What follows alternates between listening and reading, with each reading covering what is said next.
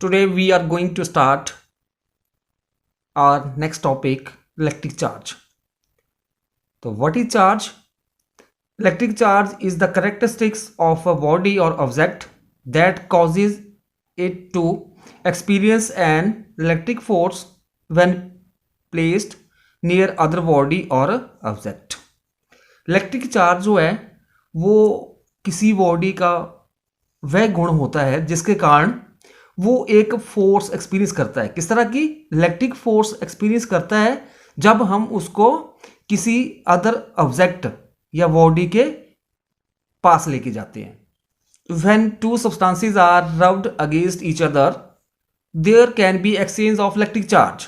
The process by which a substance और an object acquire electric charge is called electrification.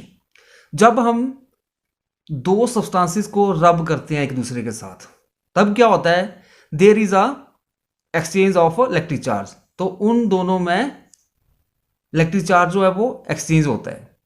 और जो ये process है जिसके द्वारा कोई सब्सटेंस एक्वायर करता है इलेक्ट्रिक चार्ज, उसको हम क्या बोलते हैं? That is electrification.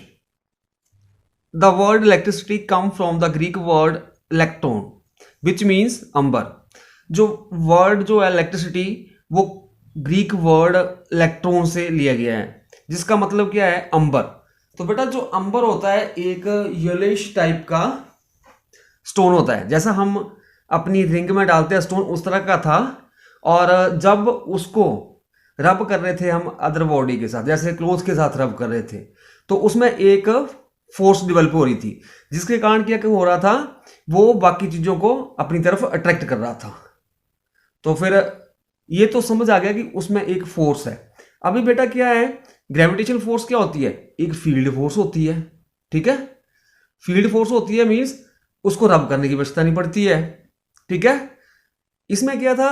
जो इसमें फोर्स जो डेवलप हो रही थी, अगर हम रब कर रहे थे तभी उसके बाद वो फोर्स डेवलप हो रही थी। और क्या है? उसके बाद वो चीजों को अपनी तरफ अट्रैक्ट कर रही थी। तो मतलब ये भी एक किस तरह की थी? फील्ड फोर्स थी।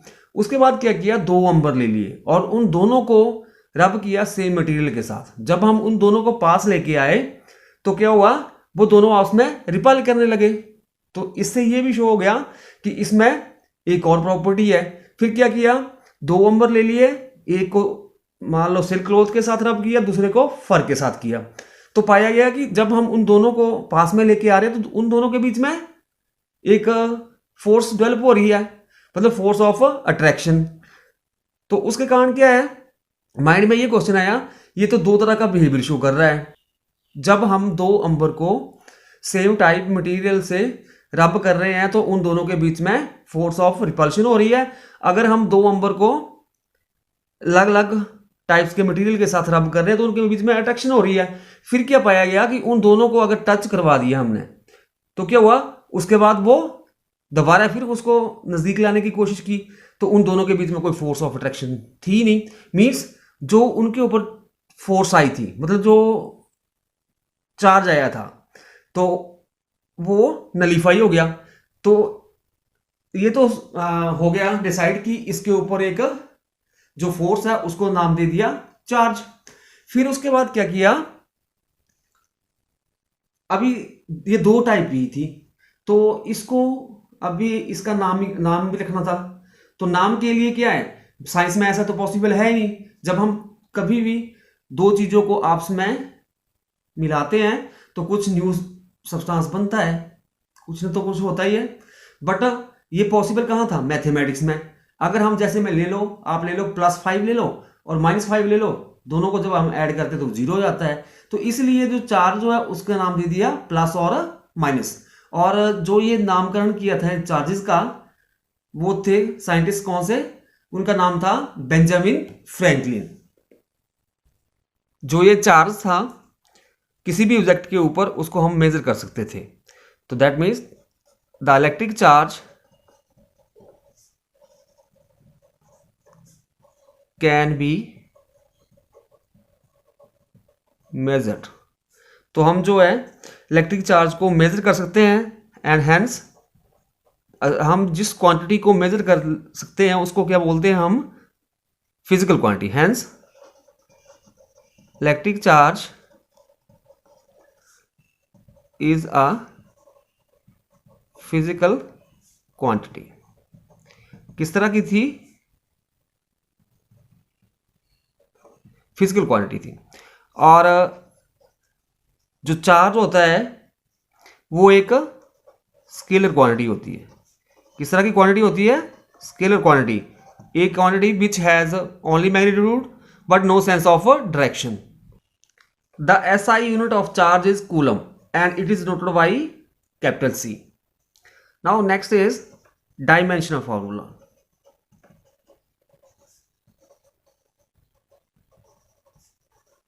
फॉर चार्ज, तो बेटा हम जानते हैं करंट किसके बराबर होता है, we know that current is equal to charge per unit time. तो यहां से चार्ज किसके बराबर आ जाएगा, करंट मल्टीप्लाई टाइम। ठीक है, तो करंट के जो लिए हम डायमेंशन फॉर्मूला में करंट को लिखेंगे ए के साथ और टाइम को टी के साथ। तो हमारे पास चार्ज के लिए डायमेंशन फॉर्मूला ए टी आ जाएगा। Kind of charges, there are two types of charges, first one is positive and other one is negative. It was the Benjamin Franklin, a great American physicist, who called the charge on the glass rod rubbed with amber as positive charge and the charge on the amber is a negatively charge. This convention of calling the charges as positive and negative is universally followed. Benjamin Franklin जो थे, उन्होंने जब glass rod को रब किया with अंबर के साथ, तो उन्होंने बताया कि जो ग्लास रॉड जो है उसके ऊपर पॉजिटिव चार्ज होगा और अंबर के ऊपर नेगेटिव चार्ज। और जो ये पॉजिटिव और नेगेटिव चार्ज यूनिवर्सली फॉलो किए जाते हैं। Next one, polarity of charges. The plus and minus sign given to the charge to differentiate two types of charges is called a polarity of charges. दो charge को differentiate करने के लिए जो plus और माइनस साइन दिए गए हैं उनको हम क्या बोलते हैं, that is known as the polarity of a charge. Next the neutral point object. The object having no net charge, that is having equal number of positive and negative charges are called neutral object. In this universe every body have some charge, मतलब प्रत्येक body के ऊपर charge होता है, but the net charge of that body is zero. Net charge उसका क्या होता है, जीरो। जैसे ये बॉल पेन है, अगर आपसे कोई पूछे कि बॉल पेन के ऊपर चार्ज है तो आप बोलोगे यस, बट क्या है, इसका जो नेट चार्ज है वो जीरो है। क्यों? क्योंकि इसमें जितने भी नंबर ऑफ प्रोटॉन्स है उतने ही नंबर ऑफ इलेक्ट्रॉन्स है। तो इसको हम क्या बोलेंगे, neutral object. Experiments demonstrating the existence of two kind of charges.